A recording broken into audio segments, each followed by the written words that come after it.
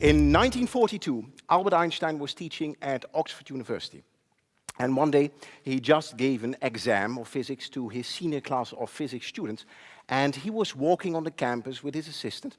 And all of a sudden, the assistant looked at Albert Einstein and said, Dr. Einstein, this exam which you just gave to the senior class of physics students, isn't that exactly the same exam you gave to exactly the same class 1 year ago? Yeah, said Albert Einstein, it's exactly the same. But Dr. Einstein, how could you possibly do that? The assistant said. Well, said Einstein, the answers have changed.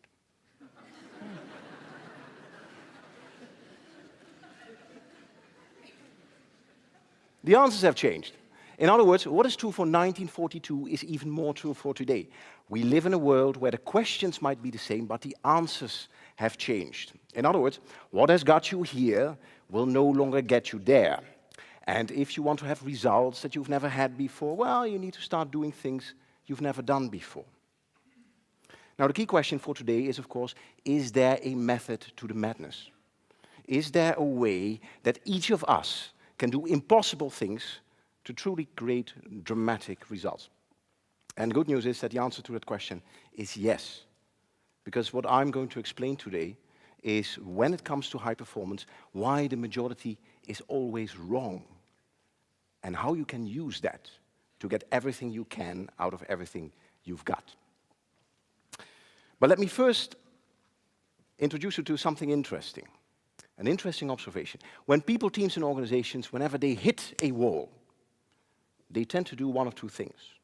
They either do more of the same things, or they do less of the same things. But what you very seldom see is that they start to do different things instead. And it's interesting, if you look at the data, approximately 3% of people are inclined to even do different things. And the remaining 97% continues to smash into the wall, like some kind of crazy energy bunny on steroids. And why is that? Why is that? And to understand what is going on here, we need to ask ourselves another question. And the question we need to ask ourselves is, what is the purpose of thinking? What is the purpose of thinking? Now, if you ask that question to a brain scientist, the brain scientist will say, well, the purpose of thinking is to stop thinking. The purpose of thinking is to stop thinking. Now, what does she mean by that? Well, here's the thing. Thinking is a high energy activity. It takes a lot of energy to think. So whenever we think, we try to think as short as possible, and then we return to automatic pilot. Over 95% of our life, we run on automatic pilot. For example, if you've ever driven a car and then you realize, whoa, what did I do in the past half an hour? That's your brain on automatic pilot. Yeah? Another example, many of you right now are listening to me on automatic pilot. And I know who you are. Yeah. Now, here's the thing. If your brain is an automatic pilot, this leads to what the scientists call mental myopia, also known as tunnel vision. And if you have tunnel vision, that's a bit of a problem, because it confuses people about their own performance. And this is the reason that many people go through life acting like a mediocre race car driver who sits in his car, looks in his rear-view mirror, sees his competition, and is so far behind that they think they are first. Yeah.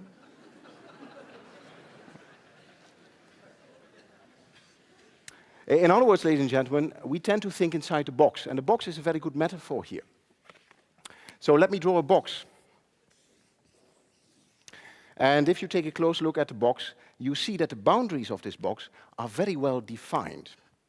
So we think inside defined boundaries. I'll give you an example. One boundary is a legal boundary, and we think within the legal framework. I'll give you an example. Very few of you would think of stealing the wallet of the person next to you in order to fund your next cool startup. Yeah? At least that's what I hope. So we think in legal boundaries, but there are other boundaries as well. We think in technological boundaries, we think in physical boundaries, but we also think in moral boundaries. And this is why we think inside the box. At least, that's what we think. Because the reality is that the box in which we think looks more like this.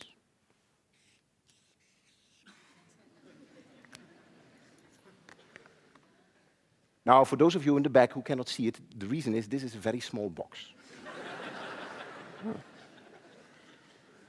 And let me illustrate how small this box can be. For example, if I would say tonight, let's have something to eat, have dinner tonight, what would be options to do that? And probably you can come up with, hey, let's buy some pizza, go to a restaurant, cook at home, all kind of cool ideas. But I believe that very few of you would raise their hand and say, hey, let's go to the highway close by, see if we can pick up some dead animals on the side of the road and prepare ourselves a crispy dinner. That's a disturbing thought. But here's the funny thing, for many people in the world, this would be a perfectly normal response. Nothing wrong with that. Yeah, so what it shows is that the box in which we think is actually very, very small. And if you take a closer look at your industry or professional field, you also think inside a very small box. And the boundaries of this box, they are called industry standards or industry norms. For example, if you are in the restaurant business, then the industry standard is that people come to your establishment, they eat, and then they pay. That's the standard. That's how everyone is doing it. Another example, if you are in the banking business, this norm is that people give you money, you say thank you very much, and you give the money to someone else. I mean, that's banking. So those are standards, those are norms in the industry or professional field. But this is what you need to know. The word norm is an abbreviation for normal.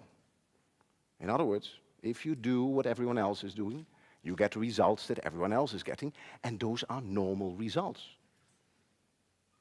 And the thing is, what we are after today are extraordinary results. Yeah? So the key question is, of course, how can you kick yourself out the box? Out this very small box of your industry and professional field and move to the happy place where cool innovation happens. Yeah, how can you do that? Now, let me introduce you the curious case of the London taxi drivers. If you want to become a taxi driver in London, you need to know the entire city by heart. And this is called the knowledge. And you can imagine it takes years to get the knowledge in your head. And that's a bit of a problem if you want to rapidly expand your taxi business. So they ask themselves a question. How can we rapidly expand our taxi business while at the same time employing taxi drivers who do not know anything about the city of London? And then they came up with a very ingenious solution. What he said is, well, actually, then we make two kinds of taxis. One is a normal taxi, and the other taxi has a big sign on it which says, the driver of this vehicle does not know anything about the city of London, but loves to get directions from you.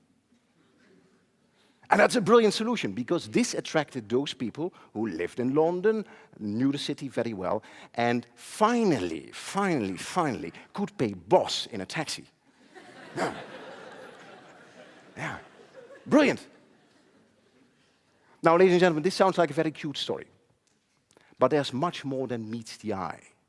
Because what we have found is that breakthrough innovation, extraordinary results happen when people decide to finally break the standards or the norms in their industry or professional field. And you see this over and over again. For example, if you would have a furniture business and one day you would decide to no longer assemble furniture for your customers, probably you would end up with a company called IKEA. Yeah. Another example, if you own a computer business and one day you would decide to no longer sell your computer using a physical store, probably you would end up with a company called Dell Computers. Yeah. So, ladies and gentlemen, what it tells us, there is a method to the madness. And by understanding that the majority is always wrong when it comes to high performance, finally you have the opportunity to quit fixing things and move to massive innovation instead. Ladies and gentlemen, the Roman Emperor Marcus Aurelius once said that the object of life is not to side with the majority. But the object of life is to escape finding oneself joining the ranks of the clinically insane. If you do what everyone else is doing, you're not distinguishing yourself and you're probably stuck. And this is why, when it comes to high performance, the majority is always wrong. This is what we know. We know that 3% of people are able to achieve extraordinary results. And each of you can become part of those 3% by deciding as of today to break your industry standards and to break your industry norms. The alternative, of course, is that you become part of the 97% who in the end works for those 3%. And as of today, that choice is completely yours. Thank you very much.